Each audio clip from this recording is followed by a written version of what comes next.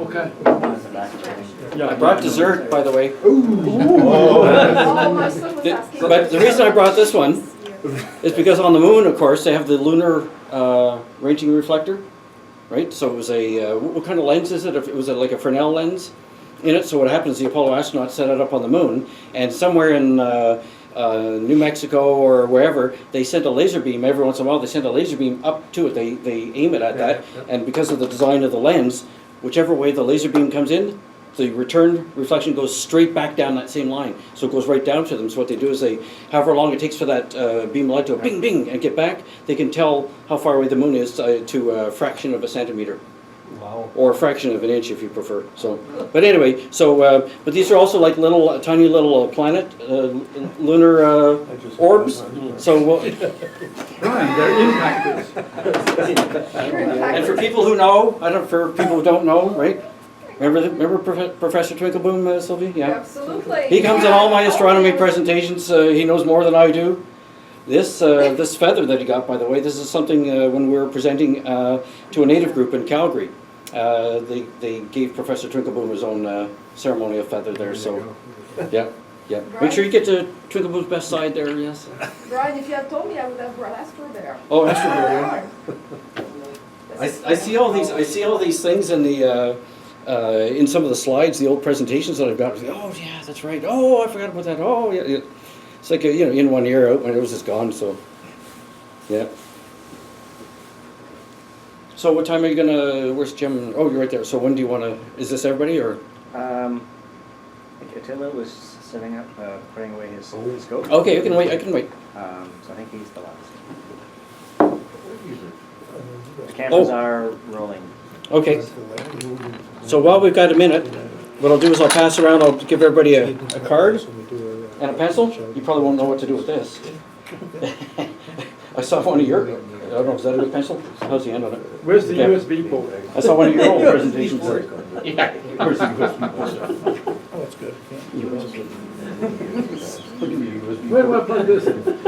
He'll show you where to plug it in. All right, Jim. This is a family event, you know. Oh, not for my kid, no. Pass it around and don't grab more pencils here. Let's worry about you. No, but we're making a recording which may go up. So watch your language. Thanks for the reminder, Simon. I'm not worried about the teenagers. No. No. They're way ahead of me.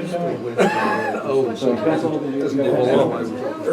when we were doing that, it's really test at the end of this. Most of the guys were east, Okay, so. that's okay. That was my best one. But I'll come we around have to the that side. kind of email. We're all Mine like that one. and everyone's busy.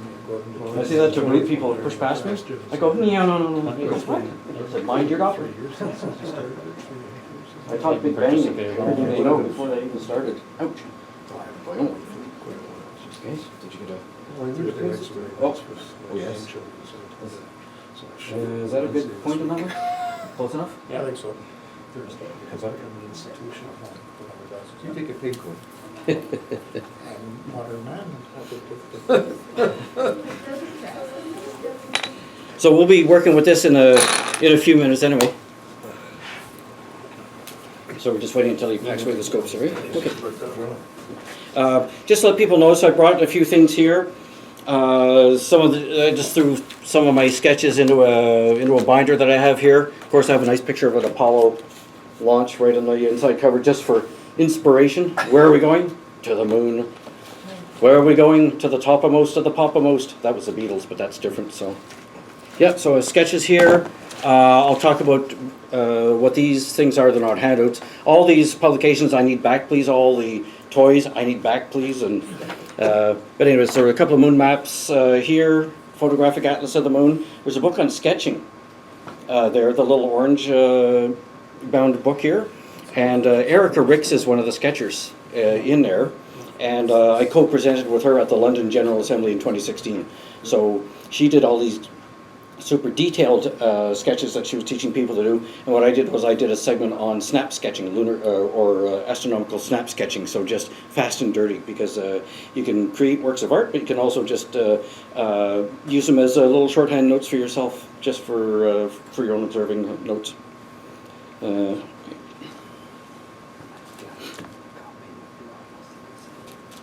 Mike Mogadam gave me a few lunar cards. I don't know how many I have here. I want to make sure I gave them to our young astronomers there. Does anybody want a lunar card?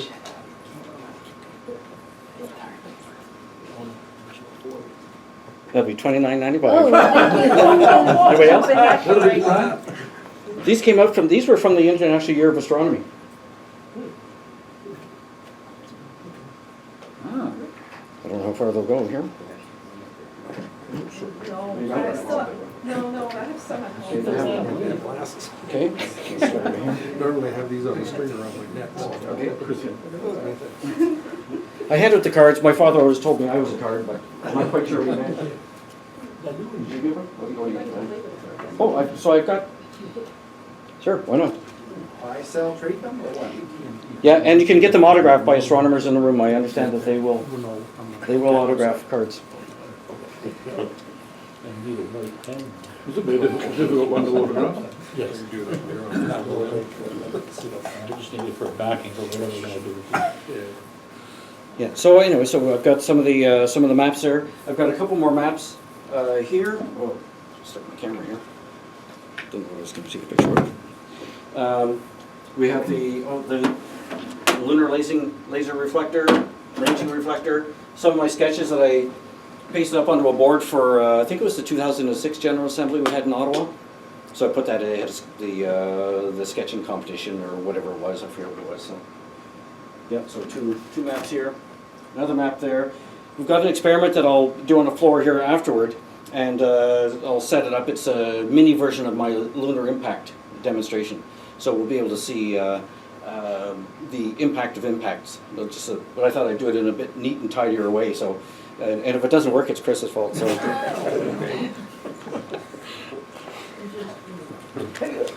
So what about the black and orange and green spaceship there? This one here? It's blue and orange and green. Well, Oh, black, blue, you know. hey, in space, you know, it all looks the same. I know, well, actually, I was looking at the slides when I was setting all this stuff up, and I think, boy, there's a, when you go to the slide sorter in PowerPoints, you see, all 489 slides I'm going to show. And most of them are gray. It's all gray. I don't put it past you, Brian. I don't put it past you. Yeah, I'm not Paul Cloninger here, so. You left? Yeah. Oh, okay. Well, then, he was only here for the observation. I had a colleague who would insist on making presentations with two dueling projectors, and literally would have something like 400 slides. Yeah. Well, I got a bunch, but we're going to click through very quickly. We'll get started here. So these. Yeah. Okay. Yeah. So what I did was I went last night. You know that Paul Commission died on Sunday morning. Okay, he was a long-time member of the RASC. I believe he was president when I joined in 1989. So anyway, it was. He was a good friend to a lot of people, and he was generous with his time, and he liked to share his information. Just basically what we do as amateur astronomers. So I'm getting a bullseye here. So all right. So what I thought we'd do. Let's get started here. So you can hear me okay in the back? And don't you go sleeping in the back there. I have extraordinary peripheral vision, so much to my children's dismay. Okay, so there's a great story with this thing right here. I have a company called Bright Star Communications, and that's what I do my teaching under, and that type of stuff, my editing and writing. So it's kind of like a live bait shop and shoe repair all rolled into one. I do it all, right? But I also have a little side business called Man on the Moon. And I have this image. Do you see the face of the man on the moon there? And the dish ran away with the spoon? Okay. So that is a naturally occurring image. Because when I made coffee, and not using one of these Keurig things, but back in the old days, you used, what was the cone fill? Melita. Melita. I made a Melita coffee, and after you pour the water through the grounds, it goes drip, drip, drip, and you make a nice cup of coffee, and then where am I going to put this thing with the grounds? Oh, put it on a saucer. And then 3 days later, you decide, well, I guess I should clean that up. And you tear the Melita thing off the saucer, and this is what was left. This is the bottom, the center part, so the whole saucer is this big. This is what's sitting in the middle of the saucer. I thought, oh. I have all kinds of images like that. Bridget started asking at home, she says, what's happened to all our saucers, by the way? I've got them in a drawer, they all have these images. But anyway, all right. So what I'm talking about here, it's my 50-year journey to the moon. And we'll get started here. So we have a live TV transmission from Apollo 8 on Christmas Eve 1968 from NBC News, right? So this was some of the images we were getting on our TVs, right? It was all black and white TVs, of course. And I was living in the States at the time. I did 3 years of high school in the United States. My father was Canadian Air Force. He got posted down to the States, so I did 3 years of high school there. Christmas Eve, 1968, I'm out in my backyard looking up at the moon, and I can't believe that astronauts have left the orbit of the Earth, right, low Earth orbit, and they've journeyed to the moon. So they've gone into orbit around the moon. So what they did was they went up there and they did 10 orbits of the moon and then came back. They didn't have a lunar lander with them. It was a bold step from NASA. The lunar lander wasn't ready from Grumman Corporation yet, so they said, you know what, let's shift up missions and send Apollo 8 just to do a loop around the moon to see this free return trajectory. So they go in, get looped around the moon and slingshot back to Earth. I've never got over whoops, yeah, the other way. I never got over this idea of there's these astronauts sitting in the top of a little command module, a little cone, basically 12 feet across, 12 feet high, and 3 of them are in there for 3 days up to the moon, and however long they're spending there, and then 3 days, 2.5, 3 days coming back. When they blasted off, I followed as a lot of you did, I followed the moon program, the manned space program, really closely. I was just so inspired by that. I mean, this explains me. Tom Swift and his rocket ship, and a toy rocket ship. I mean, Apollo models. I mean, this is me. This is you guys too. I'm sure of it. All right. So here's Frank Borman, the commander of the Apollo 8 mission. So he's driving up. So this is what they're in right now. So they're driving up. They've got the command module, and they've got their service module attached. So that has all their water, or most of the water, their electrical power supplies. Everything's in here, plus a very critical single surface propulsion system engine, an SPS engine.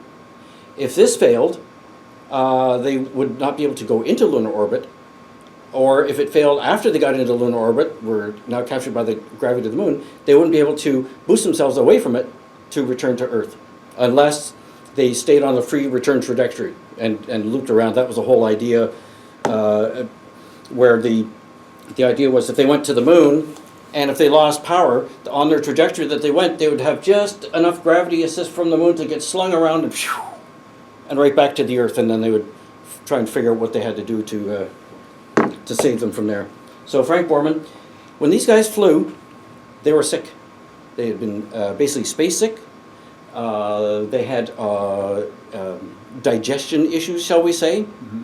And you read some of the tapes, and they said there was crap inside that spacecraft like you wouldn't believe. So they're inside this little cone for 6 days, and they still did the work. This is the point to take away from that. So I'm watching this. So there they are. They're going for their trans-Earth injection here, probably firing the engine to either get back to Earth, or they're fired at the same weight so they could slow themselves down into lunar orbit.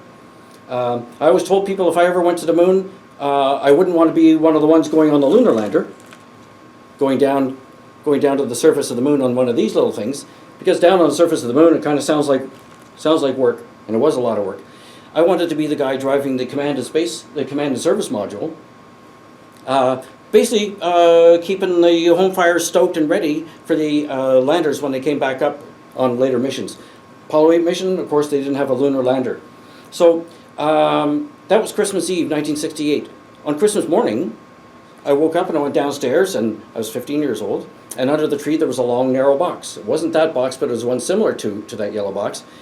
And I unwrapped it, and it was my Sears Discoverer 60 millimeter refracting telescope. The box said, 575 times magnification, see the rings around Saturn. So what I didn't realize at the time was that 575 times magnification on a little optic system that's only that big in diameter doesn't do an awful lot of good. And which one was Saturn? So it was years before I ever saw it, and I first actually saw Saturn properly through the telescope of Sextant while I was at sea. I was a navigator in the Navy. All right? So, I mean, I envied people their views. I was having to look at, with my high magnification, I could get a view of the moon like this, but those astronauts, they were in orbit going around the moon. All right, so there they are. He's using his, he's standing out. It's Jim Lovell. Actually, he was on board the the Apollo 8 mission, but he was also the commander of Apollo 13, the one that Houston, we have a problem. But of course, they went there to discover the moon, and what did they end up discovering? The Earth. Nobody had ever even thought about, the Earthrise surprised them. And that became sort of the image of the century. Seeing our home planet, because we'd never really seen our good image of our home planet. When they went to the moon, they basically, once they get going, and once they, in later missions, when they've hooked up and they've got the lunar lander withdrawn from the rest of the spacecraft, they travel to the moon backwards. So they're not really seeing the moon until they start to go into, prepare to go into lunar orbit, and then all of a sudden, whoosh, it fills their window, and then they loop around the moon, and they saw the image of the Earth as it came up.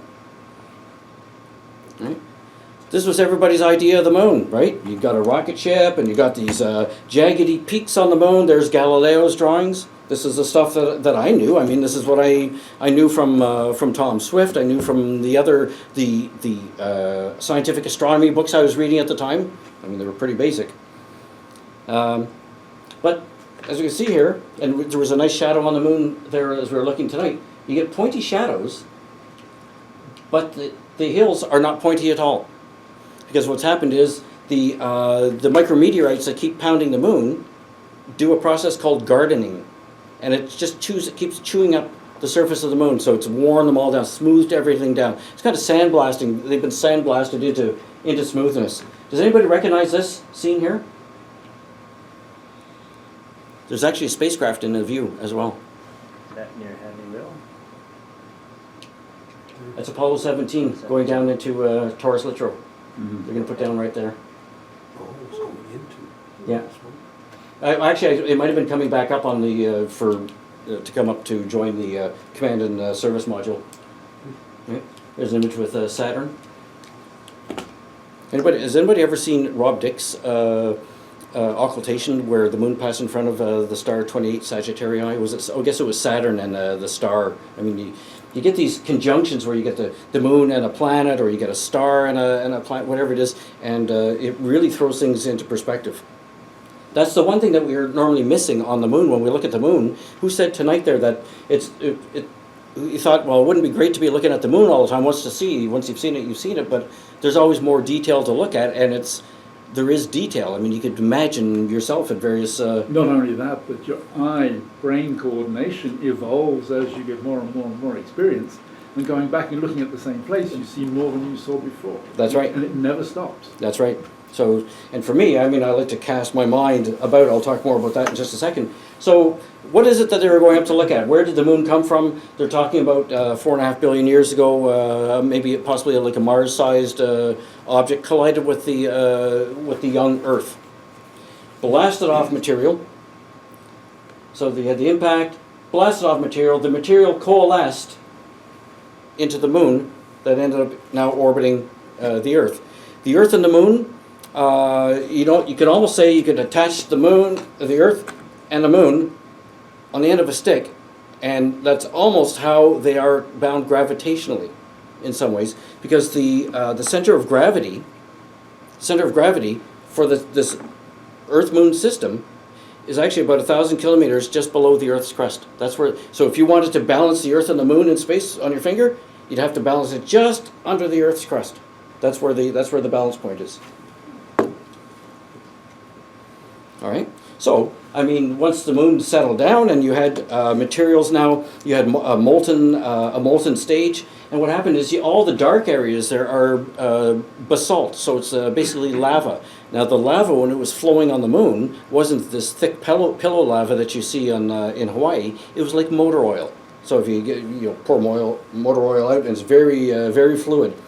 So it cooled in the big basins here. These are big impact basins where asteroids came flying in, blasted out. There's Mare Crisium, the Sea of Crises. Here's the Nectaris Basin, the Sea of Tranquility. That's where the Apollo 11 astronauts landed, right there. Right. So then material bubbled up. The heavy material sank down to the bottom. The lighter stuff floated up on top. It cooled. So there's the crust on the surface of the moon is anywhere probably from about 65 kilometers thick to, in some places I think it's only about 30 kilometers thick. It's not the same. It's not the same everywhere. So where the dark regions of the moon, It's thicker on the far side. It's thick- thinner on the near side. that's right. Yeah. So they look at this, that the dark areas on the moon are basalt, and the lighter areas are the feldspar, plagioclase. It's an orthosite, right? And somebody explained it to me one time. It's kind of like, it has quite a high aluminum content. So they say it's kind of like what I didn't put in my coffee tonight. It's like a coffee mate. And this is why you don't want to be drinking too much coffee mate, because it actually has quite a high aluminum content. And I think this may have affected some of my memory cells. I'm not quite sure. But anyway, so here we've got the moon, and it still has the solid core, but there's a little partial melt still going on in there, and it wobbles around. So when we look at the moon going around us, I mean, it's looking at some of the effects of what's happened from the impact, some of the features that resulted. Remember, the moon's getting bombarded. There were some bombardment periods from about 3.5 billion to 4 billion years ago, something like that. There was a major bombardment period. So you end up with the big impact craters going down, material gets blasted out. So when you have an impact, the asteroid comes in, or a small fragment, whatever, blasts the surface, and it blasts out a hole, but it flips the geology. So the rim of the rim around the crater, the top of the crater, is upside down geology, because everything gets flipped out that way. So it's now upside down. But the walls also slump down. So these things slump down, and you end up with terracing. So it's like stadium seating in an old Roman arena. And then it pushes the central peaks up here. And these might be up to 1 or 2 kilometers high. And it all happens in the blink of an eye.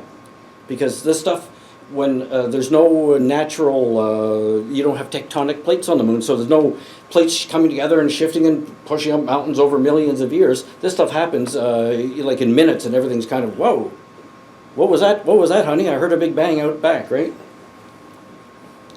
Some of the other features that you would see, that we could see on the moon tonight, actually, were in these smooth mare. They called them mare, the Latin word for seas, because they looked smooth. So the early astronomers thought they were looking at maybe bodies of water.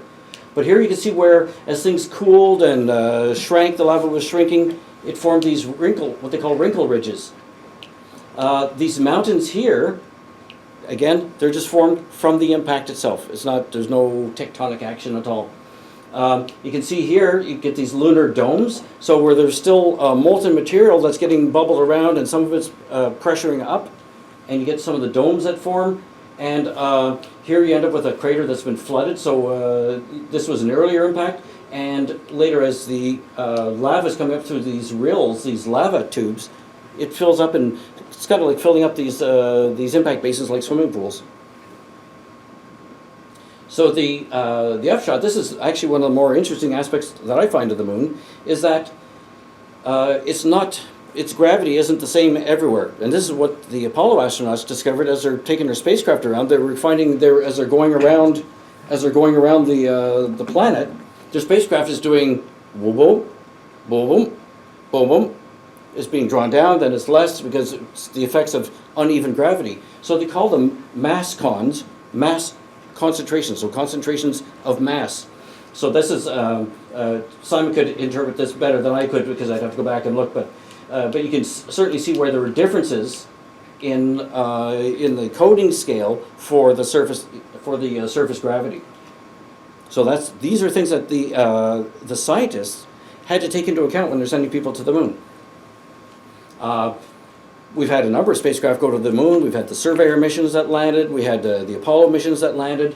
But we also had little guys like this, like Clementine. We've had the Lunar Reconnaissance Orbiter, and taking stunning photographs and taking spectrometric studies of the surface. So what they're finding, this is the south pole of the moon, the Aitken Basin.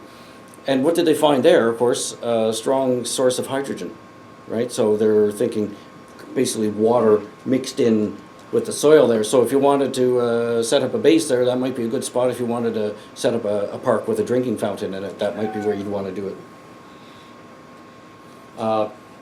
the little things, the moon, 1/4 the size of the Earth, but it only has 1/6 of the gravity because its material is not as dense as the material we have on the Earth. The albedo, its reflectivity, it says 12% versus Earth's 37%. If you look at a picture of the Earth and the moon in space together, the Earth is quite bright, the moon's not quite so bright. And yet, when we look through our telescopes tonight at the moon there, even on a first quarter moon, it's fairly bright in the eyepiece. And if you had a full moon, then, I mean, you probably had the questions asked from the public, oh, do you have to be careful, is that dangerous? Well, the moon is basically the color of a parking lot. It just happens to be a very wide parking lot. And all it's doing is reflecting the light of the sun. There's no natural light source coming from it. But that's basically what it is. I used to have a chunk of my driveway. My wife was saying, what happened to the end of our driveway? The pieces, well, it was already broken, so I took it. I bring this piece of pavement in to show people that's kind of the color of the moon. It's not bright at all. Orbital period. So the moon has kind of two phases. Okay, this is where you want to be taking notes, Chris. All right. Okay, we know that it goes around the Earth once every 27 and a bit days. All right, so we got a lunar month. That's a sidereal month. But it also has another period, because where we see if it goes from first quarter and then you wait a month until it gets to be first quarter again, it's not 27 and a half days. It's 29 and a half days. Because don't forget, the Earth is turning and moving, and you've got two bodies in motion, and that's how they catch up on one another. All right. So this is actually, given the size here, this is a correct representation. So your spacecraft, this spacecraft in here, you wouldn't even see it. It'd be a little dot. I mean, people used to ask me, well, could you see the spacecraft with your telescope? Like when I got my scope for Christmas there, could I see the Apollo 8 spacecraft coming around the dark limb of the moon? So yeah, I have to slap a number 14 welder's glass on the front of my scope really fast just to mind the glare, right? But the spacecraft are way too small even to see. And I think Tim Cole was telling me that there were people who went to Mount Palomar to observe when the spacecraft were there, figuring, like these were the media teams, figuring they would see the spacecraft coming around. Well, Mount Palomar, that's the biggest telescope in the world, surely we'll see something, and not a chance. All right. So the moon has a closest point, a closest point that's known as an apogee, and a farther point that's called a perigee. And the reason for that is when the moon's going around the Earth, all right, I'll do it this way so you can see, it's almost a circular orbit, almost. So if I exaggerate it, it actually goes in an ellipse. So it goes whoom, whoom, with exactly those sound effects. Goes around like that. So highly exaggerated, but that's the effect of it. So it's the moon's not going the same speed all the time in its orbit around the Earth. We see the moon at different distances in its orbit, and we can tell if you put it side by side, like Brian Stocco did with his images here. You can see the moon looks larger when it's closer. This is when we get into all this supermoon silliness. But I mean, if it gets people looking up, I mean that's fine. That's fine. So what you do is you work with that and say, oh, yep, it's a supermoon for sure. I mean, we're gonna super blue moon and everything else. The moon wobbles in its orbit. All right. There are a couple of things, and you'll notice this. You can notice this when you're observing it with a telescope, because you can see the way the Earth is tilted on its axis. And you can see that the moon has also got an axial tilt, a very small axial tilt, only just under 7 degrees there. And its orbit is inclined to the Earth. So that means as the moon's going around the Earth, it's going around on an inclined plane, and its tilt is different than the Earth's tilt, and it also has its own little bit of a wobble inside from the little bit of molten material still left in it. It has a bit of wobble in it from the uneven distribution of mass in it. So it kind of wobbles its way around. So it's like, what were those flutter things you used to throw and go, whoa, whoa, whoa, whoa, whoa, whoa, whoa. It wasn't a smooth flight, so it's kind of like that. We can see a really neat effect from this from something called libration. So sometimes you can see, as the moon's going around, sometimes you can only see, because we always see the same face of the moon, I'll explain that in a second, but Normally we see the same face of the moon, always, because it's locked in synchronous rotation with the Earth's rotation. People ask the question, well, does the moon actually rotate on its own axis? And it does. Because when we see, if you look at that's the face of the moon that we always see, the palm of your hand, and as it's going around through its different phases, well, now the backside of the moon is facing a different part of the sky, constellation, whatever. Now it's still here, still seeing the same face of the moon. Now its back is facing a different part of the sky, so it does rotate on its axis, but it's in synchronous rotation with its revolution. That's what I meant. It rotates and revolves at the same. Yes. So even though we see the moon, the same face of the moon every time, if we go to a different place on the Earth, we will see a different face. No, it'll be the same. It'll be the same. But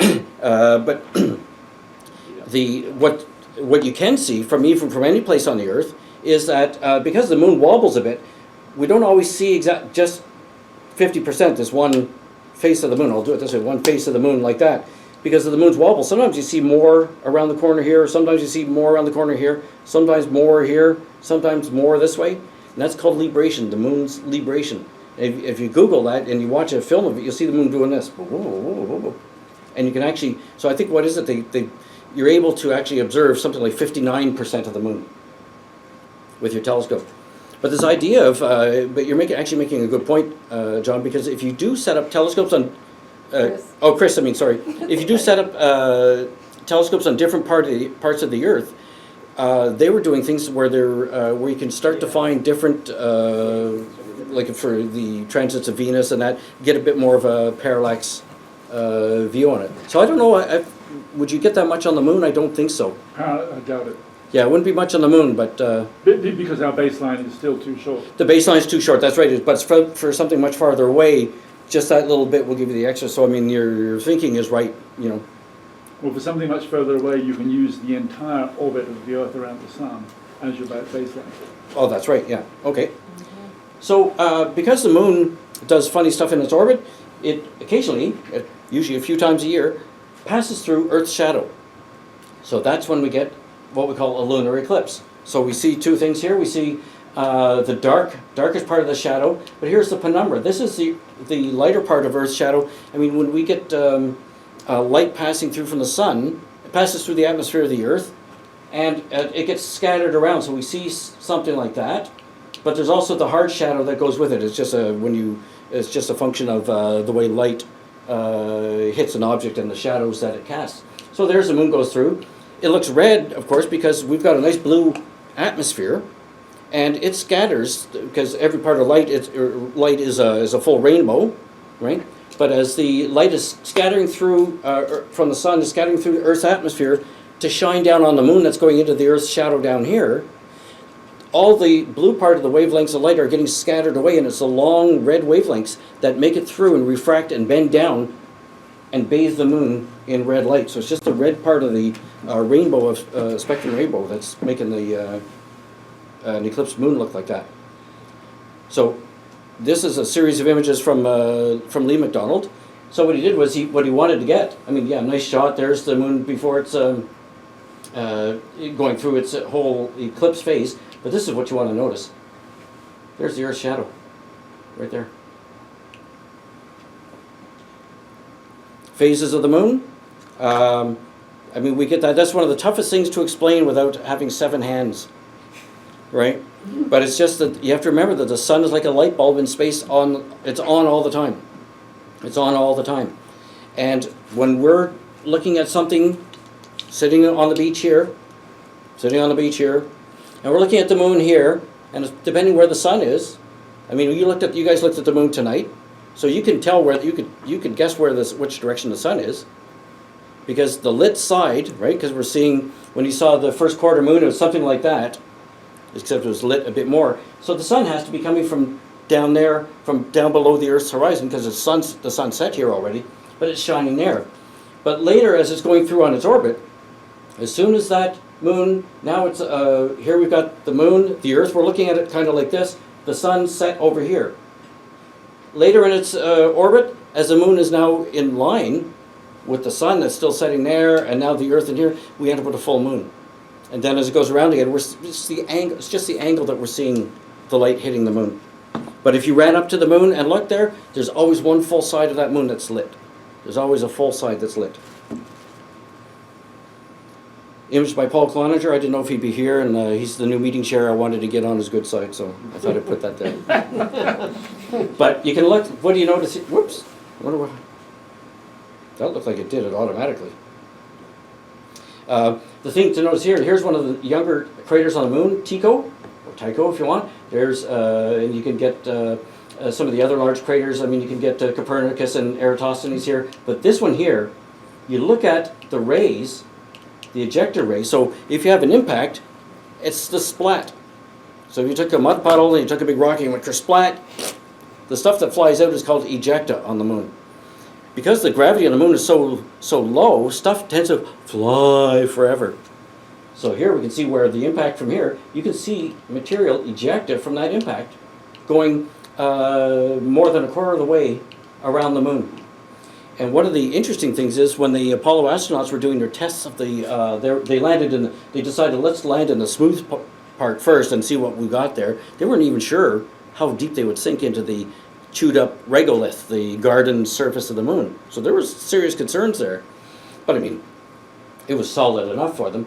But but when they're taking their samples, they were taking their samples from here. They were doing some in the Highlands here. Apollo 12 and 14 were here. This is where Apollo 13 was supposed to go. Of course, never landed because they had the accident. But what they were starting to realize afterward was when the Imbrium, the Mare Imbrium, the Sea of Rains, when that basin was impacted, the ejecta from that, there's traces of it almost all over the moon. So that was one of the things they had to look at was this is why they wanted to go and start sampling other areas. So they went up into the, so Apollo 11 here, the Apollo 17 there, and the Taurus Littoral Mountains. They're trying to find places where they can get a different sample. All right? I do different sampling just by, sometimes I take one of my images through the eyepiece and I take the world's worst photographs. It's unbelievable. You should see remember that lunar eclipse we just had? Unbelievable. Anyway, but what I do is sometimes I'll use a negative. I'll turn look at a negative view of my image, and you can actually sometimes see details either differently or you'll see new details. So use whatever you have at your disposal. And also it looks quite arty. That's always big for me. This is how I want to see the moon. This is, there is color in the moon. There are colors on the moon because of the different materials there, but they're so subtle, you just look up at them like that and you're just washed out, you can't suss them out. But if you tease them out, as people have done with their imaging software, and in a sense these are, I guess, I don't know, Simon, would you say like these are the real colors of the moon, or they're reflecting real differences. Are they those colours? Not necessarily. Right. But the colours are certainly indicating where there are true differences. For example, in iron and magnesium, titanium, in the basalts, they will give different colours. Yeah, but I would love to see. I mean, it looks. I mean, if we turned the lights on, we could see this would be a much neater image to look at in color. And you can find that. Just look for a color moon on your friend Google there, and you'll see something like this. And I would love to be able to go up and just see it like that. You know, imagine what exploration would be like that. So here's my spacecraft. This is Bright Star Observatory, built in 1994. Built because my neighbor, here we're into light pollution now, my next door neighbor lives next to a circle where there's a light, one of these lights that scatters light everywhere, except he had a cherry tree that blocked most of the light. That's good. So before I had an observatory, I used to just go and plunk my little telescope out in the backyard, and that was fine. I go out there one night, and I'm thinking, geez, awfully bright out here. What? Oh, he's cut down his cherry tree. So I did the neighborly thing, and I went and I confronted him. I said, so what are you going to do about that? And he had just retired from Bell Telephone. He goes, well, what does it have to get building your observatory? So that's what we did. October 1994. So he would sketch up some plans. I tell him what I need in an observatory. The first version of this, we had this circular dome. This is 8 foot by 4 foot there. We had the circular dome going right down to the base, so there were nice corners free. He said, oh, you'd be able to put a plant there to look nice. I said, yeah, it'll look great. Then I thought, oh, what am I thinking? I can't stand the thought of losing that corner space inside the observatory. So I'd get home from work and I'd say, okay, let's look at the drawings, and we'd change things up. And then, so this is, and it ended up, all the neighbors ended up hammering away. I'm useless, so you should see me with a, oh, I'll write you a story, but don't give me sawing wood, okay? All right, so there we got one of my moon maps in there. I've got now an 11-inch Schmidt Cassegrain telescope in there. And there's looking through the tail rad at the moon, and a borrowed little TV monitor that I borrowed from Lee McDonald, just so I could set up this arty photograph a couple of years ago. But I mean, there's the crater Capuanus that I did a little sketch on one night. It's just, when you sketch, you start to see more detail. And I converted that to a little, I colored it up. See, remember that colored moon? I want color in mine, so I did that. I gave that as a little presentation to somebody.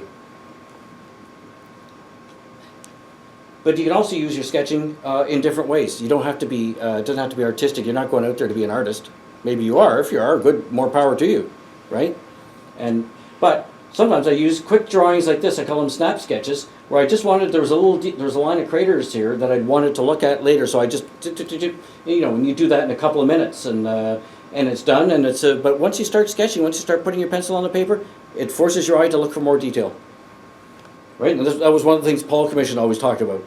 Brian, let me tell you, right? That's what it was. If you want to do more detail, this was from a course that I did online through a university in Liverpool, and it was measuring. Old Brian, the mathematician here, figure out the height of the craters on the moon, right, by the length of their shadows. So I did this sketch, and I argued with that teaching assistant later. He said, because I was putting in my to whatever decimal point, I could tell that it wasn't 12 and it wasn't 11. It had to be like it was about 11.7. And he argued, you can't say that. You can't make that claim because you don't have enough resolution in that to do that. I said, I can see right there. It's not 11. It's not 12. It's 11 point. These teaching assistants, you know, when you guys in the back become TAs, you remember the little guys, the old folk, who want their little data, okay? They want it approved, they want the stamp, okay? There's another little quickie one, just looking at another chain of small craters. A crater chain on the moon is called a catena. Right? But it's whatever turns your crank. And my far be it from me to give anybody a message, but my message, if you want to go and observe the moon, do it on whatever level you want. If it's just to go and put your feet up on the end of a lawn chair, and suck on a flagon of wine and enjoy it that way, fine. If you want to make little quickie sketches, great. If you're a photographer, whatever you like to do. If you like to write stories about it, this is always my motivation for the Apollo astronauts. I'm in that spacecraft with them. When I'm looking through the eyepiece of my telescope, I'm right there. That's, you know, the kids in the programs I used to do at the Science and Tech Museum. Oh, did you ever go to the moon? I say, well, yes, but not the way you're thinking. I just have an extremely vivid imagination, so I've taken lots of trips up to the moon. I think that's a repeat. It might be imagination, but it's not that virtual. It's something that's worth remembering, and we always forget this, is that the moon is the only other heavenly body where you can actually look through a telescope or a pair of binoculars and see someone else's geography. See someone else's geography, yeah, that's... So it is as though you're really there. It's the only heavenly body we can do this on. Yeah, and I'll show you a picture of something like that, okay? You look at, okay, there's a little sketchy that I did. What I would do is sometimes I do a quick eyepiece shot with my camera before I'm doing sketching, but I never modify my sketch based on the photograph or anything. But I noticed this, see the two eyes? And the mouth going, ah! That kind of face. There's that eye. There's the left eye. There's the open mouth going, oh. So now, when I go and I see the craters Zygut and Rabbi Levi, right, this is what I think of. I think of that face. So sometimes you want to find ways so you can, what you have to do is you look at the moon, oh yeah, what am I looking, oh great, yeah, I see a hole, I see a line, I see, oh great, yeah, wow, look really nice, you know. But what are you looking at? Where are you? So what you have to do is I'll show you some of the tricks that I use for identifying where I am, because you have to make it, you have to kind of put a max milk somewhere in there so you can recognize, I'm back at the max milk, I know where I am now. So here's one of the sketches I did in Mare Humorum on the southwest corner of the moon, the crater Gassendi, and that was the reference photo I'd done. But I was so long doing my sketch, the shadow line moved from here, the terminator moved from here over to here. By the time I was running out of as I've sketched, there's more and more moon appearing in the sunlight. And I thought, oh no. So I'm like a dog chasing his tail. There's no end to it. So what I ended up doing so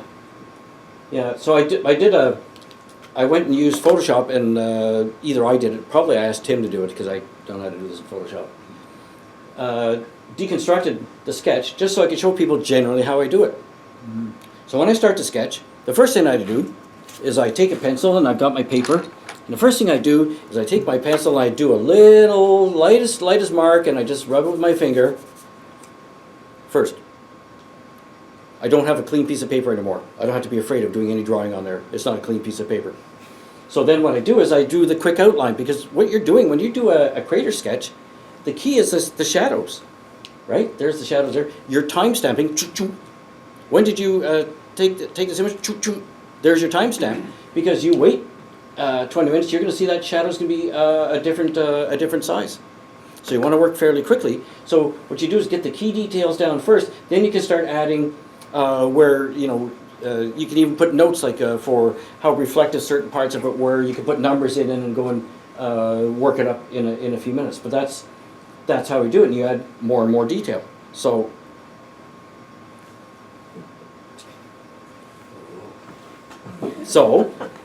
when you look at a surface like that and you say, geez, what am I gonna sketch here? I don't know where to start. So the trick to it is focus in on some small area. And we got the paper in there. And we'll do this in 179 seconds. So you don't have time to fuss. It's going to be fast and dirty, 3 minutes.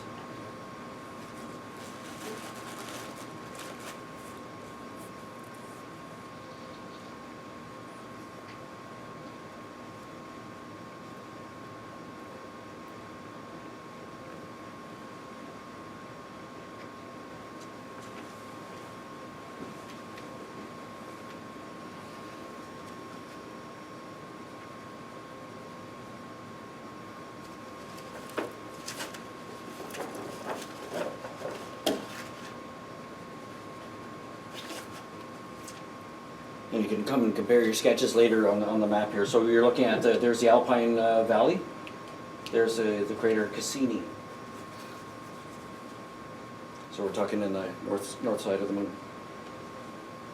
Is it always easy to tell what's sticking up and what's poking down into the ground, like a mountain or a hole? No, so it actually can be quite tricky in some spots. Something that might look like was up is actually a down. They've got these holes where they're collapsed lava tubes in a straight hole. They think that actually those little collapsed holes that go down might be a good place to go down and build your habitat inside there, because you've got your walls and you've got protection from the radiation.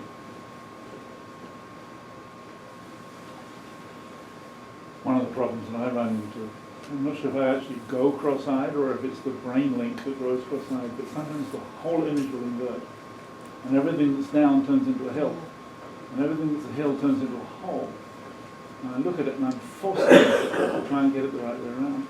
And sometimes I know which way the sun is shining. And I go, okay, in that case it's got to be reflecting off of the vertical wall. And sometimes that'll pull it. Sometimes it won't. So if I turn the image, all of a sudden it snaps into the correct relief. It's like the old woman, young woman picture. Yeah, Yes. exactly. Yeah. Yeah. I think it's the way my brain is wired. But it's funny when depending on which objects you're using, whether you're seeing a straight-on view, correct view, or if you're seeing a mirror reversed image, or if you're seeing mirror reversed and flipped.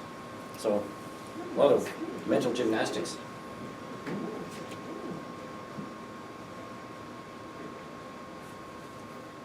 I thought I'd get Mike Worths in here just in case he's watching over the internet. I thought it's always good to stay in his good side too. So I had lots of your stuff too, Simon, but I don't know if I knew I could suck up in person here, so. Yeah, right.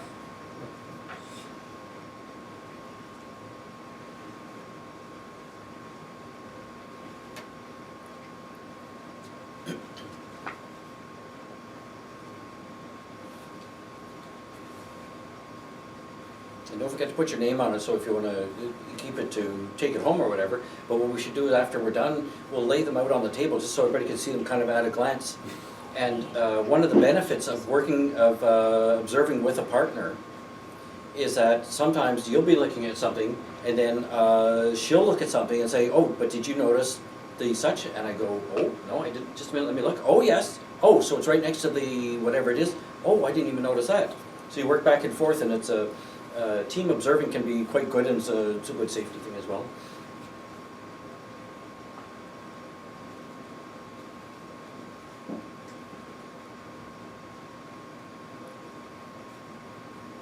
Okay, another, what, 21 seconds? I'm highly precise with my timings.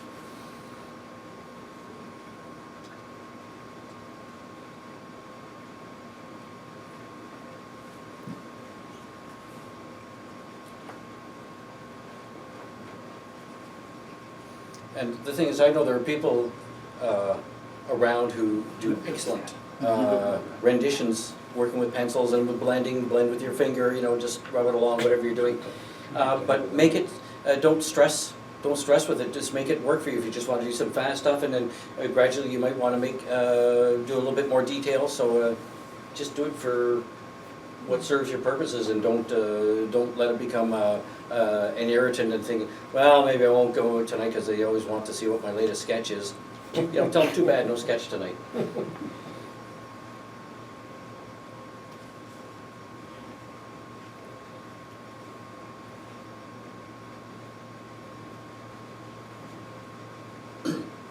Okay, so if you want, we can always, I guess you can go online and look at Mike Worth's image later, right?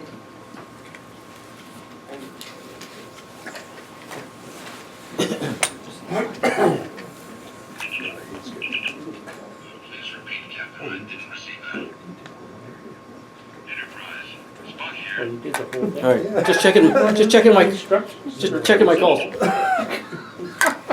Thought I'd bring that along. All right. Just make sure they don't beam you up. Oh, I know. Well, I had this thing, a friend gave this to me. And so it's a communicator. Has anybody ever replied? The thing is, you can Bluetooth this to your phone, so it's got a stand, the charging stand, you USB it into your confuser, and it's got a stand, and it's got a magnetic thing, so it holds on magnetically. So I went and flashed up my machine there one day, and all of a sudden, this thing made a... So what the hell's going on here? Oh, it's Bluetoothing. It's Bluetoothing with my computer. My Confuse. All right. So here's how some other people did this. Did anybody participate in this a few years ago? I did this at the GA as well. We didn't have things. I was busy doing some other stuff, so didn't get it all set up as well. But we did this at. Used the map that I've got there, and we set it up. So what the idea was, and it's a good thing to do with a kids group, going with a map of the moon, a blank circle, find a feature, and draw something on. And eventually you end up with, and bring lots of colors, and then you end up with something like that. And it can be a fun exercise. And well, Eric Kuala, this is why I wanted him to film that, was to, so that we could do a time lapse. So what happens? You see these people, running up, sketch, and all of a sudden this image of the moon comes out. I don't have enough entertainment in my life, obviously, but so when I'm doing lunar presentations at RASC, I'm always, I don't know where this stuff comes from. I was looking at a bag of marshmallows one time, and I thought, I'll bet you I can make a thing out of a moon out of marshmallows. Oh, so I went and I dredged some through cocoa. So here we have, here's Mare Crisium. There's the Sea of Tranquility here. The Sea, the Nectaris Basin, Fecunditatis Basin, Sea of Serenity. Here we're getting across the, something got dusted over here. We got the Imbrium Basin, the Oceanus Procularum here, Mare Humorum. I put some of the darkest features that you see on the moon, so it's just something to amuse myself, I guess, and it was kind of fun. So I did a sketch of the crater Julius Caesar, right? Here's the Sea of Tranquility here. The Apollo 11 astronauts landed around here, wherever. So here's the crater Julius Caesar. To me, it looks like a leaping salmon here and an old carcass. But anyway, so I told Bridget, well, if I'm presenting on Julius Caesar, I'll put my toga on, right? And I've got my little tape recorder where I've recorded, you know that CBC program, Wipe the Blood from My Toga? So I told him, Julie, don't go to the forum. You know, Julius Caesar, you're going to get stabbed, his wife at Calpurnia. I told him, Julie, don't go. Big Jewish over-the-top voice kind of thing. And so I was playing that. It's Wayne and Schuster's. It's a classic. It's hilarious. And then at the end, which I didn't know, Tim decided, he came out and attacked me on the stage with a knife to kill me. But before I left, my wife Bridget said, so you're going to wear that, eh? I said, sure, why not? She goes, well, you realize, you know what that group was like, don't you? I said, what? She said, half of them are not going to get what you're doing. They won't even know what you're doing. So I get down there, and I'm doing this presentation, and this one guy comes up to me afterward, and we had the whole Caesar thing and the whole 9 yards I described, and I did the whole presentation on the size and the features of Julius Caesar, and the one guy came up to me and goes, Brian, that was a good presentation, but why are you wearing a sheet? Okay. I wasn't sure if Lee McDonald would be here tonight, so we're on it. But here's another thing that's a fun thing to do, is to look for the Apollo landing sites. Right? They're easy to find online, and then explore them. It's so you can go and give yourself different little missions if you want to, just things to do for observing the moon. Apollo 15, up on the left there, and this is Hadley Rill, is right here. All right. Apollo 17, that's in the Taurus Littrow Mountains, so they landed down in there. And they had to fly in both cases, they had to come in and fly down over the mountains and put the spacecraft down. So it was not, good thing most of them were jet jockeys, because it was tricky flying. But I liked doing the search for these things, and then I could do a presentation at RASC and share that with some other people. So here's Hadley Rill in here, where the Apollo 15 astronauts landed. So here's a closer view of it now, in here, and then here it is here. So they landed their thing right about there. Their lunar lander was right about there. And they went driving around, because they had their lunar roving vehicle with them. They went driving around the surface there, being careful not to drive into the rill. I think they would have had trouble getting out of that. Right? The experiment, I like color. I like doing things with color. You know that thing I did with the cocoa on the marshmallows? Well, I would do meteor impact experiments. I mean, I'd be seeing about 1,000 people a year in the programs that I was doing. And I'd be doing my meteor impact experiment, basically pans of flour with cocoa dusted on top. You throw marbles in, you see the ejector. So now you see the white flour comes out. You can see the ejector rays. It's all very good, except I can't eat chocolate. All right, it likes to make kidney asteroids in me, kidney stones, right? So I was thinking, boy, just from all the impacts, I think I'm ingesting a bit too much chocolate here. So I decided I'll change. What else can I use? Aha! So I found the colors there. It's dry. It's powdered tempera paint that they would use in kindergarten. So you'd mix it with water, and they give the kids the big fat brushes, so they can, I'm an artist, right? So now I sprinkle that on top, and it's even better because, as we'll see, we'll do our own little experiment there at the end. But when you this is where the pan, like I had the pan, so that's the first part of the experiment, so you can see the ejector going out, and you can actually see there's terracing where the walls have slumped in, so it's a pretty good simulation. What I look at this stuff as the hands-on things that I do, these are, there's simulations without the annoyance of a computer in the process. Do you try to do panoramics? Hey? I think it's panoramic. Yeah, somebody showed, well, this is the thing about doing it with people. I never thought about doing a low-angle view like this until I was in England doing this in 2013, and some guy's taking his cell phone camera and he's going down at low angle, and he's flying over the moon. And he says, "Hey, Brian, look at this." Well, actually what he said was, "Hey, Brian, look at this." So I looked, and you could see, and it looked like a spacecraft flying. So what I do is we do the first part of the experiment with the impact, then I take the pans away, and there's the lunar surface. So now I've got blue here, orange, I've got black and whatever else here. So now what we can do, and this is Simon's area here. It's the I forget what they call it, it's the order of events, and this is something very important to a geologist. What happened in what order? If we look at that, we can see, oh, I see blue on top of the orange. So the orange impact had to happen first, and then the blue impact happened. So now there's blue ejecta on top of the orange.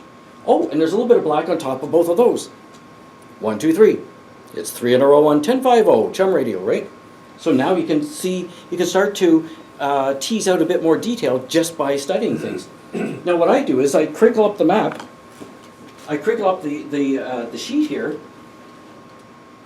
so that there are ridges. There are natural ridges. Sometimes you see the ejecta would come flying across, and there would be a spot where the ejecta's gone flying across, but there's none on the other side. That's called a shadow. From an ejecta, there's a shadow area, and what it means is there was a ridge in the way, so the ejecta came flying across, hit the shadow, and leaped along, so you actually see a discontinuation, and then it continues. So what I tell people, I use this as a simulation, and I study these things after people have left, so that when I'm looking at the moon with my telescope, I'm looking for similar, what do you call it? Similar events, actions, to see is that what was going on the moon. This is why I didn't want to walk on the moon. Those guys got dirty. They didn't realize, I mean, I put lots of dust on it used to be cocoa, but now it's powder temper paint on his legs. That's Gene Cernan. He was the last guy on the moon. He was the commander of the Apollo 17 mission. He just died last year. That's in the lunar. He's in the lunar lander there. He's just come back from an EVA, from an extravehicular activity. And look at his, not his snowsuit, but his spacesuit. It's covered in black dust. That's all the powdered regolith. And they said, do you remember what they said it smelled like in the spacecraft? Anybody know? Like burnt something. Like self. Kentucky Fried Chicken. I've got a great Kentucky Fried Chicken picture, but it's not for that. No, it smelled like gunpowder. Gunpowder. But the problem here, Wild guess. now the problem here, of course, they're sitting on the moon on this little lunar lander. So it's a two-part lander. Right? So they've got the descent stage and they've got the ascent stage. I won't haul this top part off, but that's what they use the descent stage as a launch platform, and they blast off with their little ascent module, go back up and rendezvous with the spacecraft, and they climb back in, pass in their rock samples, shut the hatch, send that down, crashing onto the moon, and off they go home. The problem was when they first landed on the moon with Apollo 11, these guys are dragging all this crap back into their spacecraft. Well, when Grumman made this thing, the problem was it was overweight. They had a huge weight problem with this. We got to get rid of weight. So what they did was they offered an incentive. I think it was something like they offered $1,000 for every pound you could figure how to get off that spacecraft. It was well worth it. And so people got really, really clever really fast. And somebody came up with the idea, well, what if you take off the backs of the electrical panels, had all these enclosures, these aluminum enclosures. What if you got rid of those? You get rid of like 300 pounds of whatever it was. The guy ended up filthy rich. But that meant their spacecraft now was viable. Until they got to the moon, they're climbing back in, dragging this stuff in, and they're going, oh, what if this dust ends up getting in the contacts? So when they go 5, 4, 3, 2, 1, ready to blast off from the surface of the moon, click, click. Uh-oh. You think Houston, you got a problem from the other one? This would have been even bigger. Fortunately, everything worked, but that was one of the issues. But the guys they climbed back into the spacecraft, they were tired, they were dirty, and the part that would have driven me nuts the most, who was it? It was said that, one of them he spent most of his extravehicular activity almost blind with whatever it was. He was sweating inside, his suit wasn't cleaning his visor well enough. He was almost blind for his whole time out on one EVA. It's an itchy nose. Mm-hmm. I'll just scratch my nose. Bonk, bonk, bonk. When you got a helmet on, and as I think it was Michael Collins said, that your spacecraft journey begins when they suit you up at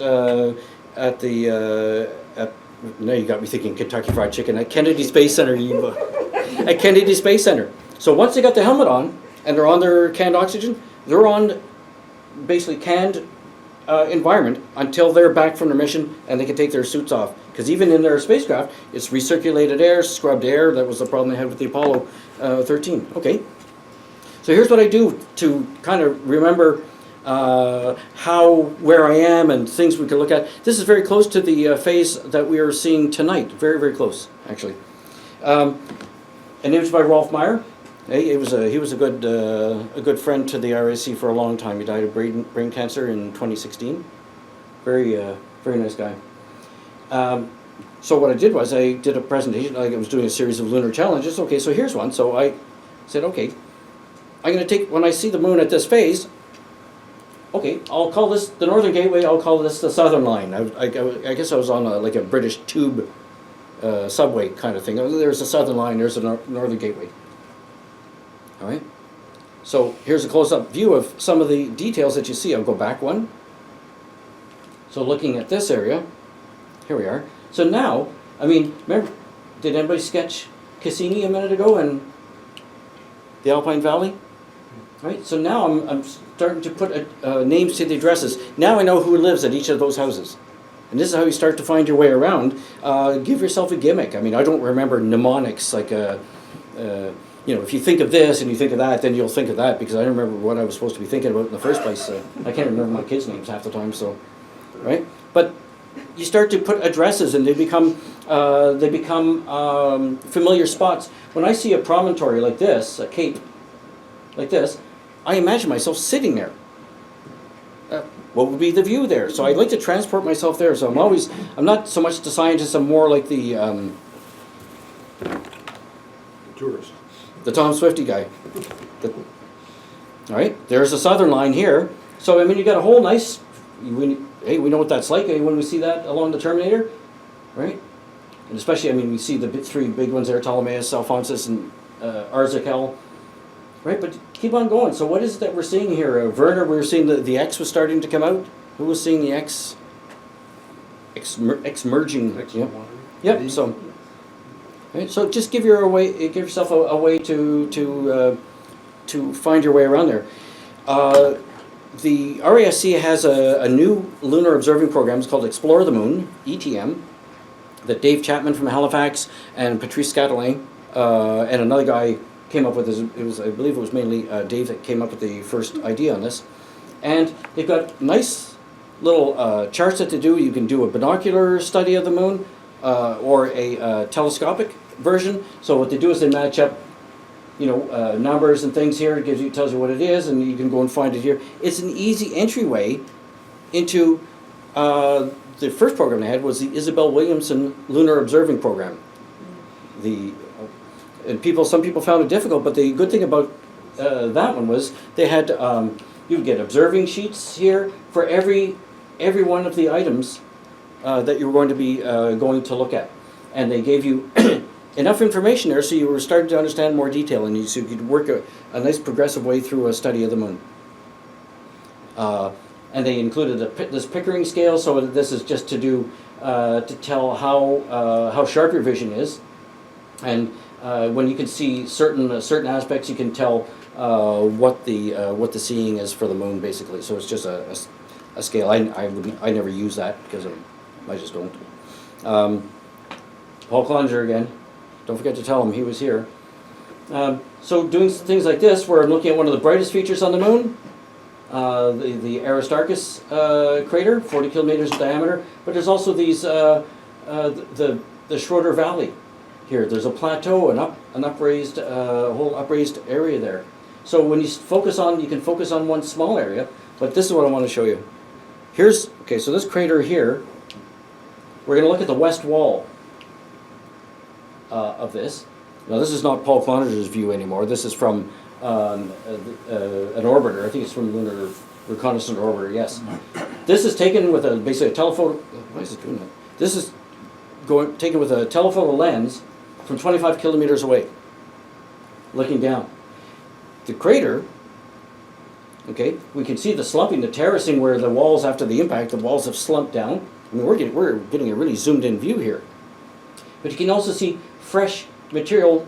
Oh, it's on some kind of cycle on itself here. I don't know how to undo that. But, okay, you see fresh material there. because it's thought the radiation from the sun darkens everything on the moon. Why is it doing that now all of a sudden? You get another slideshow? Yeah, but it seems to be speeding up. But anyway, okay, there's the Parliament buildings, so you get an idea. But when I look at stuff like this, that's where I want my house to go. I think of being there, and if you, because if you're standing on the floor of some of these large craters that are 60 kilometers in diameter or 70 kilometers in diameter, you're not going to be able to see you won't see the other end of the floor of the crater. You won't see the other wall of the crater. It's because the diameter of the moon is so small that the horizon falls away too quickly.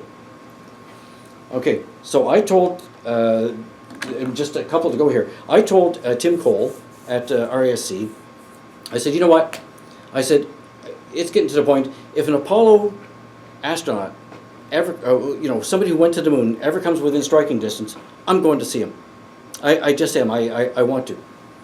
So then 2 weeks later, my daughter Emily, the astronomer, calls me up, she was finishing up her PhD at Western, she goes, hey Dad, she says, you never guess what? Harrison Schmitt from Apollo 17, he was the only scientist to go to the moon. Right? He wasn't a flyboy or anything like that, he was a geologist. Right? It was a toss-up whether they take him or whether they take Simon. Simon said, he's like that, he said, Harrison, Jack, you go. So he went. So Emily says, I've got 2 tickets, and she had her fiance there, she says, but I want you to come with me to go to his presentation there. I was going to be on the West Coast at a Navy technical conference, and I'd be coming back the day, but if there was any screw up in the return arrangements, my daughter, Emily, would be frantic. Oh, Dad, where is he? Like that. And I thought, this won't work. I said, you know what? It won't work for this reason. I could probably just get there, but I can't guarantee, and if anything goes wrong, it just takes one misconnection to go wrong, and it's failed. I said, you go and see him. You go and see him. Go with Chad. Go with your fiance. But I took, that picture that I did of the impact with the lunar lander there, from the experiment that I did. I said, could you please, if you get a chance to talk to him, show him the photograph. I sent her a printed out photo. Show him this and tell him that when I'm teaching at the Science and Tech Museum or teaching other groups or whatever I'm doing, I'm sharing the work that they did on going to the moon, the hard work they did, and the scary work they did sometimes. I'm translating that still 40 years later to interested kids and saying this is what it takes to people like this. That's Emily showing him my impact experiment. Harrison Schmitt. And he's writing that's where they blasted off to go back. That's him there. Doing what geologists do best. Hauling bucket loads of rocks. My son's a geologist, and oh my God, I thought I liked rocks. I get nice little, pebbles and things like that, little moony things that go with the hair, right? He comes back, he's trucking back, this. Okay, right?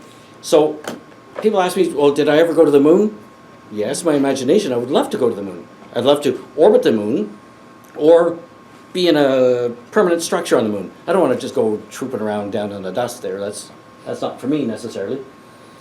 So a colleague of my daughter Emily's at Western, in geology department, Anne-Marie Pickersgill, she had the Apollo thin slices for examination. So the samples that came back from the moon that were carried back by astronauts, some of them were cut up into very thin slices so that you could put under microscopes and polarized light could be put on so you can tease out.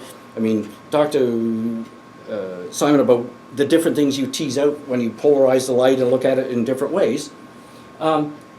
So she said, do you want to see? Holy smokes. So I never went to the moon, but the moon came to me. That is a piece of moon carried back by the Apollo astronauts. I have some moon to show you here that came a different way. It's we end up with lunar meteorites on Earth because when you've got, say, this is the moon, and you get a little asteroid or a little something comes along at an oblique angle and hits it, it dislodges a little chunk, goes flying around. Chunks are flying around all the time.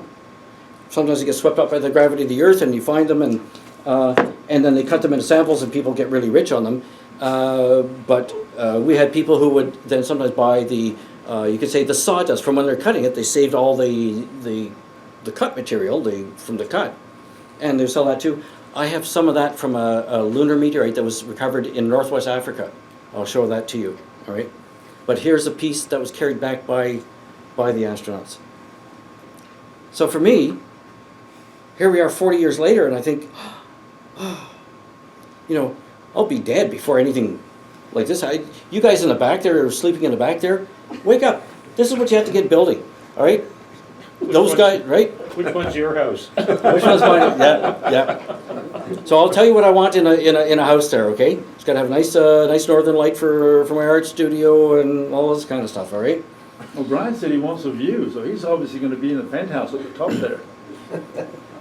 Yeah, boy, I look at images like that, I could just lose myself in there for an hour, you know, but that's the thing. Why aren't we there? Why aren't we there? I mean, Gene Cernan, he was the last astronaut on the moon, and when was that? That was 1972 he came off there, December 72? So, It ain't cheap. hey? It ain't cheap. Yeah. So, I mean, when I was working at the Science Museum, I mean, this is how I take my trips to the moon still, and I take them through a telescope. I wish I could have gone in one of those things. Maybe. I wish I could have gone in one of those. That's the Apollo 7 command module that used to be at the Science and Tech Museum. Now, the day they were moving it out, because they decided they were going to take it to Houston, after it had been there for 20 some odd years, they were just, it's going back. It was very short notice.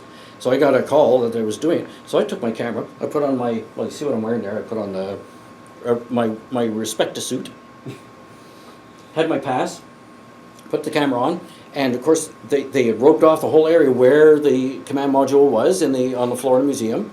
So, and they had the you know, the stanchions with the tapes that go across, and the tapes go across to keep, so the public are standing there. So I just went up, undid the thing, went in, did it back up again, and went right in, and I photographed the whole event from start to finish. I got really close to it. And so, I wasn't supposed to be there. Who's going to ask the guy with the pass and the photograph who just walks in like he owns the joint? More to the point. And you got your hair cut. Yeah, I know. And you trimmed your beard. Yes. But more to the You point, got the whole hog.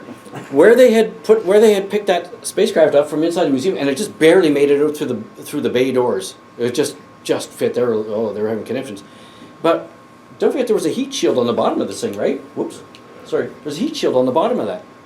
An ablative heat shield, so it would burn up, and as they're making the only part of the spacecraft to come back to Earth was the command module with the three musketeers in there, and it would coming in bomb first because it has the heat shield dissipating the heat of reentry, and it was ablative, so it would burn up and then pieces would carry away, so it's carrying away the heat.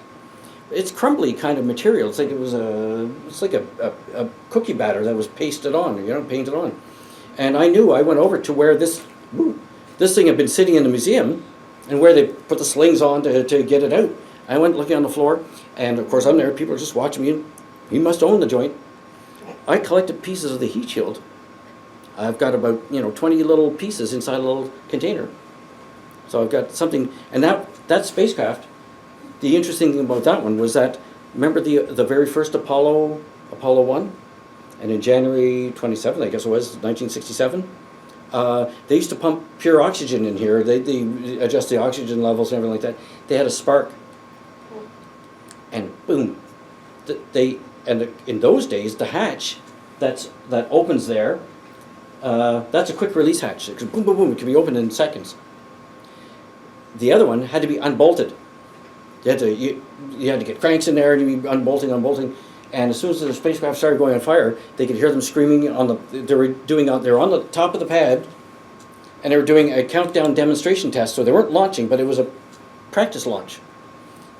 They had a fire in the capsule, and the three guys, they asphyxiated from the smoke before they were burned, thankfully. But the 3 Apollo 1 astronauts died there, and they were good pals. I mean, it was a very tight community. So they looked at the whole program. They built a Block 2, a second version of the spacecraft, of the command module. They had a quick release hatch. It had they didn't pump in 100% oxygen while they were still at Earth atmosphere. They waited until they were farther in space where it'd be less volatile. But then the astronauts who were going through, because they had taken shortcuts, there were a lot of shortcuts. North American who made this, the company that made this, there were some shortcuts taken. So they assigned astronauts, Wally Schirra, and it was his spacesuit that was with that Apollo 7 command module. He was in charge of liaising with North American. So he he oversaw what they were doing with that spacecraft. That's my assets going into that spacecraft. You're going to do it right. And to show that it was right to the rest of the astronaut corps, when it was ready to go, Wally Schirra was the commander, and he went up with Isley and Cunningham, and they took that into space, and all they did was Earth orbits. But what they did was they proved to everybody it works, and we believe in it enough. I strapped myself in and went. So that's what I'm left with.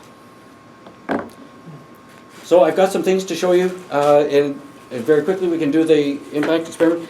I've got something very fragile here that I got from the national president, Randy Atwood, when I was president back in 1999. This is this is Kapton foil. It's gold foil, and it comes from the footpad of the lunar module number 9. And it was supposed to fly on one of the later Apollo missions, but because when they went up to Apollo 15, 16, 17, and it was supposed to be in 18, 19, and 20, and they got canceled, budget cuts. And people had become bored with people going to the moon. But when he was there being toured around, there was a piece of that was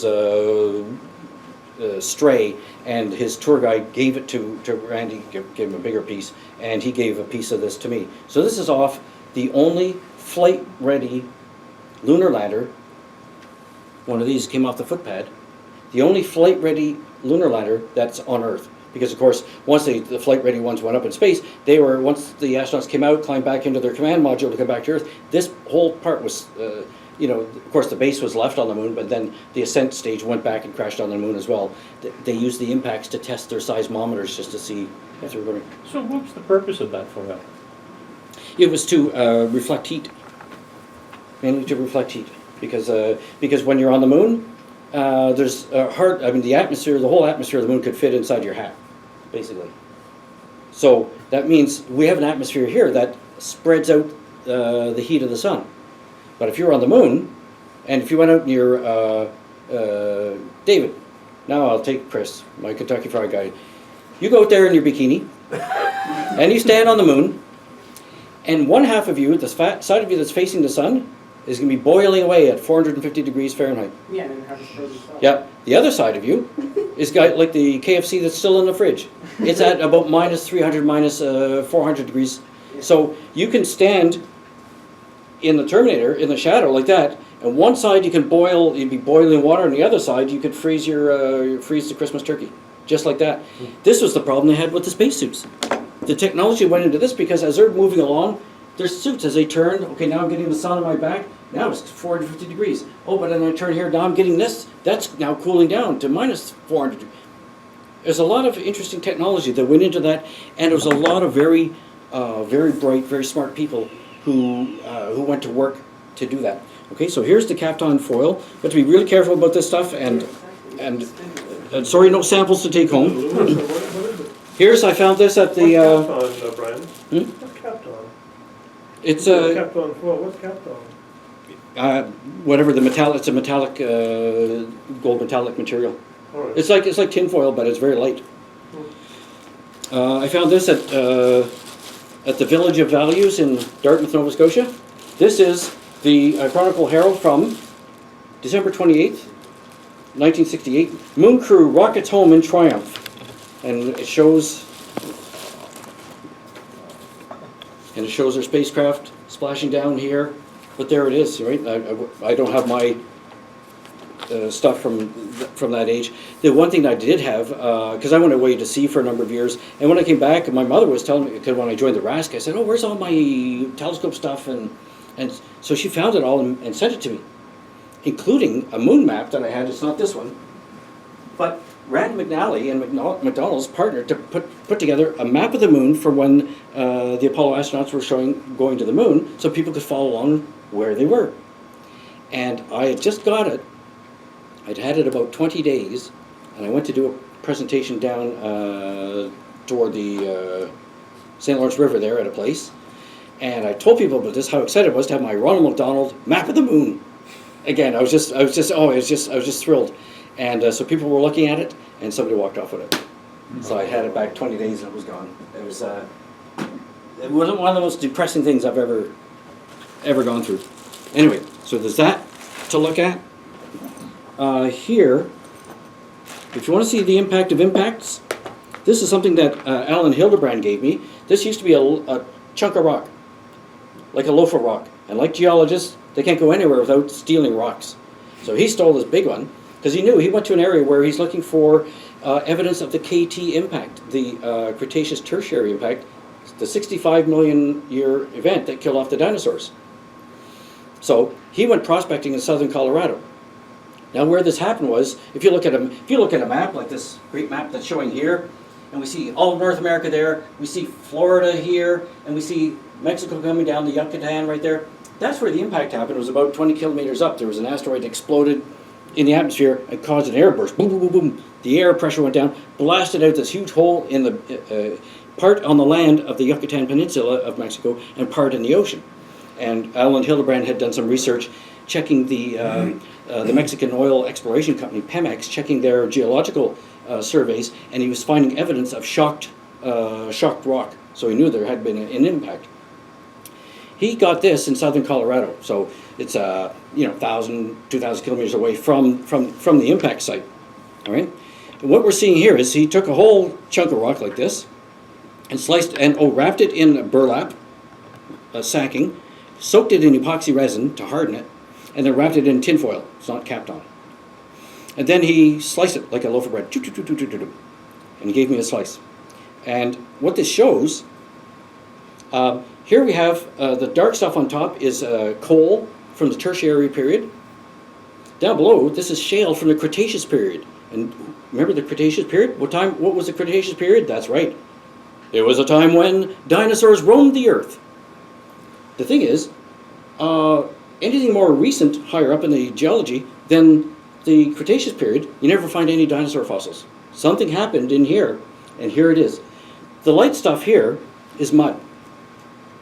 It's mud as thick as my thumb from the bottom of the Gulf of Mexico that landed.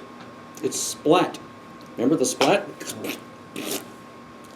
Splat as thick as my finger still, 1,000 miles away in Colorado from that event. And right on top, and of course the impact was so hot that it incinerated forests and the ash went up in the atmosphere and might have blanketed the earth and blocked out the light of the sun for up to a couple of years, it could have been. And eventually it percolates, precipitates back down to the earth. So all around the earth there's this fireball ash layer. It's very thin, thin, thin, thin, thin on top there.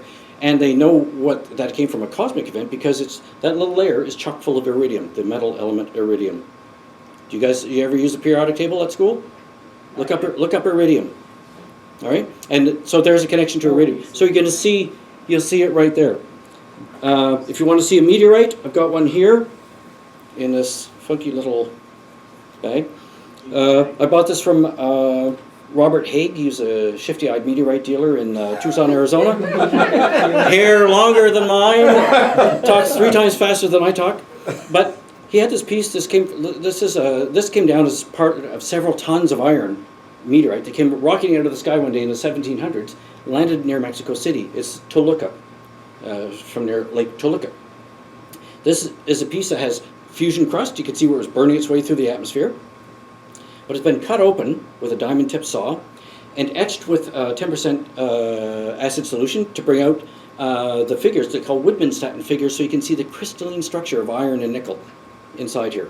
All right, and so it's tannite and camosite in here. So here it is, and it's been coated so it's nice and clean. So this stuff, the cheapest meteorite you could buy was I think it was like $1 a gram or something like that. This is 450 grams of iron that was, up until one moment, it had been spent all its life basically orbiting in deep space. So when I called him up from Canada to Tucson, Arizona, and I said, I teach, I see about 1,000 people a year. I just want them to have something they can heft in their hands. So when I go see the brownies, when I go see the cubs, when I go see the, something they can sense. He goes, okay. He says, I have a nice 1 pound end cut for you.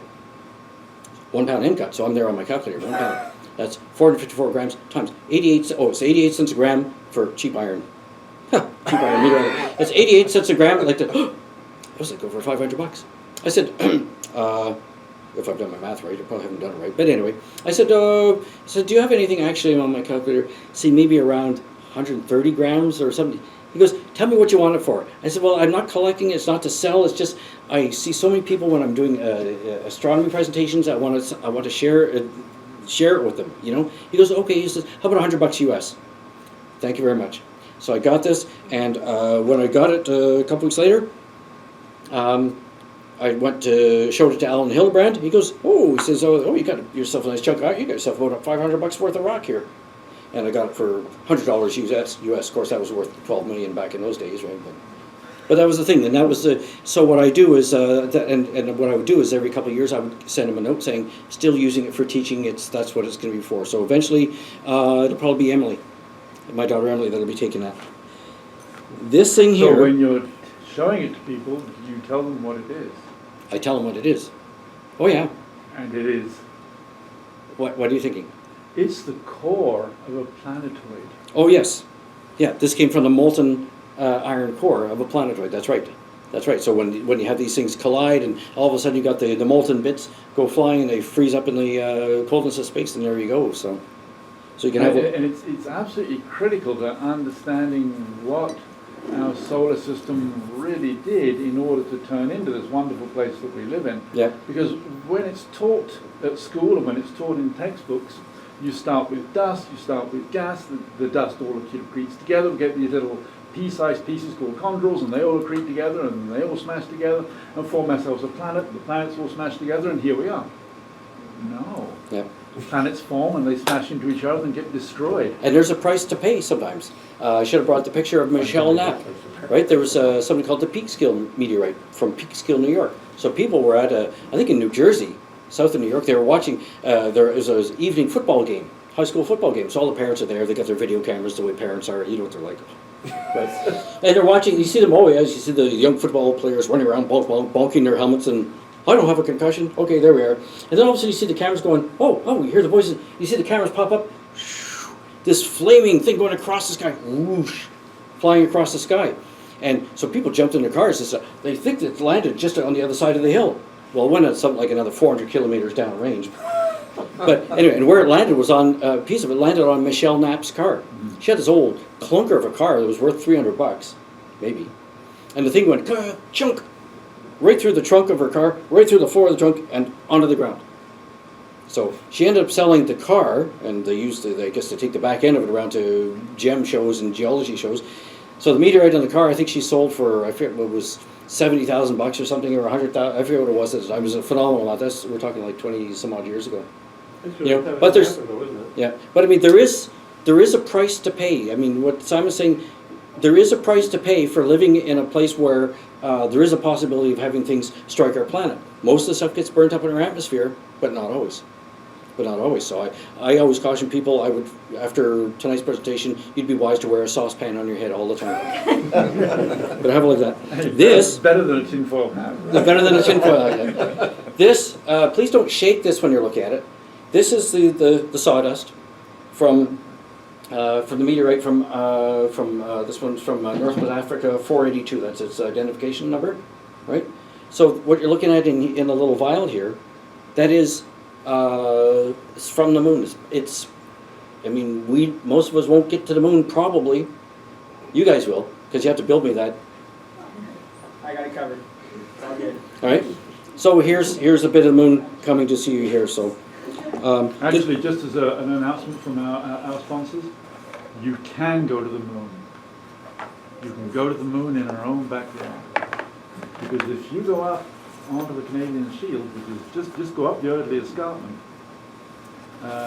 You know where Luskville is? And the Luskville Falls Trail. Walk up that trail. It's 100% unauthorized, from the bottom to the top. And what you're walking over is the same rock that actually gives you the white color on the moon. The highlands of the moon. Of course, the only difference with the highlands on the moon and the highlands on Earth, there's no guys with old hats like this playing the bagpipes up there, you know. Oh, the Highlands, you know. Anyway, I have the little ones for you. I'm going to set. How are we for time? Do you want to see the little? Yeah, I want to see. Impact. Okay, well, I'll set that up. While you're setting up there. Why don't you come and have a look at the stuff? Please be very gentle with the materials. And don't forget to.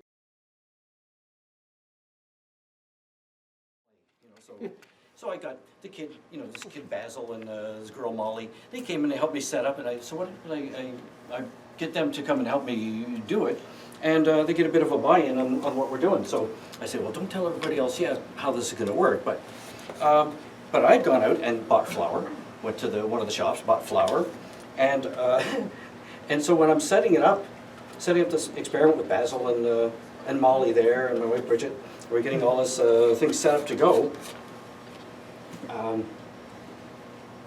Multitasking, eh? Good, eh? I did a test impact, and a marble went in, went thud, and there was no impact, there was no ejected, none. What's going on here? And then Bridget figured out, they use a different kind of flour in UK. And Simon probably knows, and it's denser, so it doesn't fly quite the same as our Canadian flour. So I thought, what are we going to do? 100%. What are we going to do? So of course we got Oh, the pastries though? one of the guys there. He said, "Let me have this." So he did a test and he took it and he threw it on a more oblique angle, and that did it well enough just to demonstrate what it was we're doing. Okay. Have you ever tried using coffee mate, Brian? I used to keep coffee mate in my kit just because of the. Now at the end, what I used to do was this. This is the inside of a croquet ball. I like to get dirty with my stuff. Because I would bring this out at the end, but I'm not going to do it here because I'd have to set up the papers. The stuff flies when this lands. All right. So, but you can imagine. This is how I do. This is how I do my artwork, my drawing. That's why I put on Chris's pants. All right. Annabelle. Okay. Marbles. All right. Chris.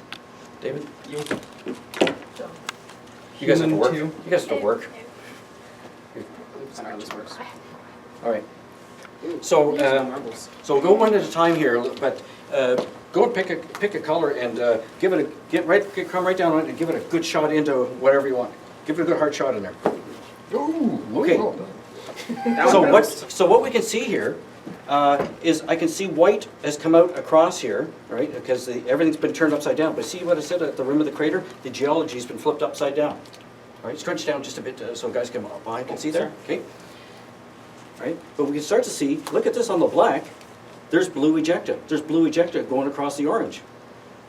Okay, Chris. I missed. Okay. That's okay. So now we have to read this again. You've got a much deeper excavation. Must have been a harder impact. I Right? wonder why. Too faster. But we can see terracing. We can see where it's slumped down. If this were on a larger scale, then as the walls slump down, there's enough mass there, and then it would push up the central peak in the middle. So now when we read this, we see, okay, so now I've got some ejecta from here that's slumped over. This is like, you see this near Palus Putridinus, right? You see where places where there's a big ejecta blobs, you could say, almost. But look at the mixture of materials here and how the ridges have come up together. So actually, that was quite kind of neat that you put it there. Here we got black going across onto the blue now. Okay, I'm going to take this one out. David? All right, so now we've got material that's been excavated from the bottom here. We've got material that's gone down inside. Surface material that's now gone down inside the crater. So you can start reading this geologically. And when you get a trained eye, like Simon's, on something like this, it's just like somebody who knows aircraft. You could go out and say, oh, that's a neat looking plane. Oh, yes, but did you see that? Did you see the funny thing? So somebody who's expert in what they're doing can tease out details where you think there's not much to see. All right? Okay, you want to give one more shot? Give it a, go ahead.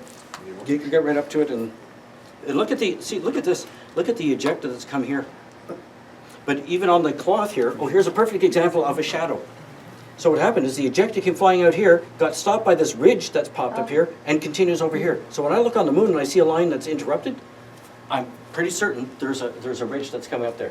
And you can, so this is the thing. So start looking at some of the atlases, the Rukal Atlas or whatever. See what has somebody else written about it, and you can learn so much more that you want. Okay, who's going to go next? Go ahead. Okay. Okay. Let's go. Pick a new spot. Go ahead. Go ahead. Thank you. Okay. Hey, you chose to dress in black I know, I know. And use Okay. flour. with white flour. Oh, yeah.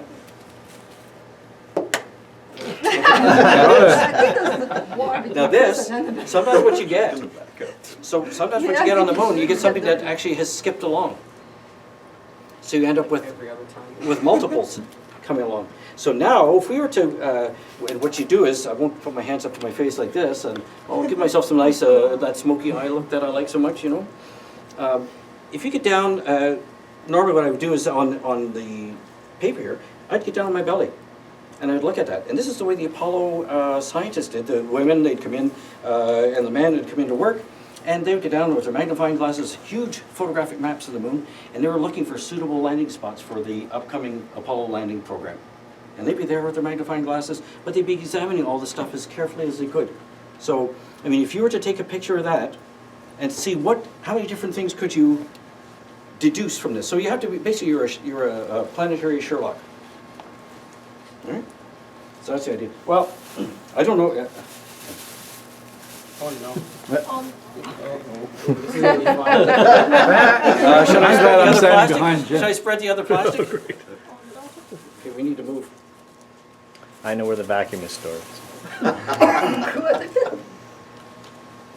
Yeah, I can put the other plastic down. I didn't go hide under the table.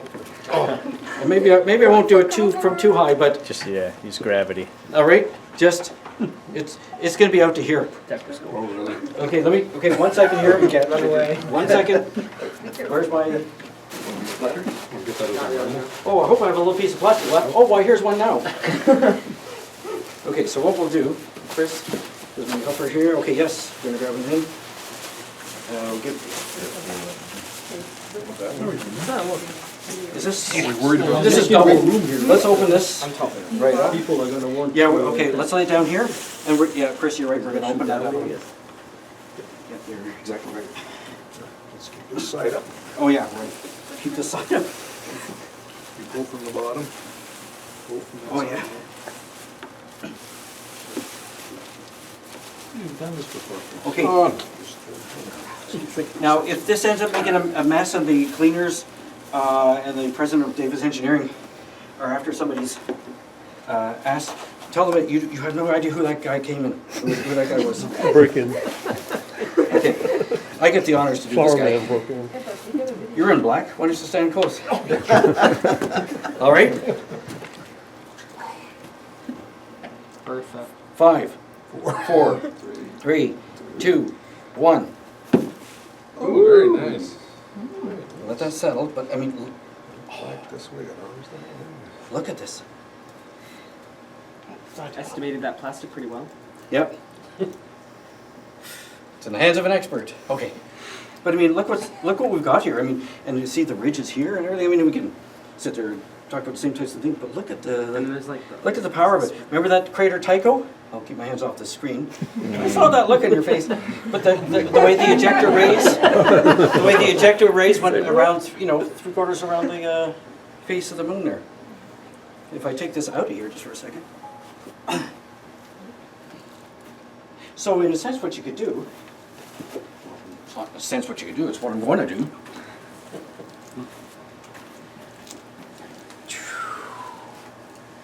With authentic sound effects.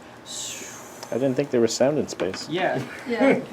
In every film except There for is. 2001. There is, but you have to be right next to one another. So what do you think?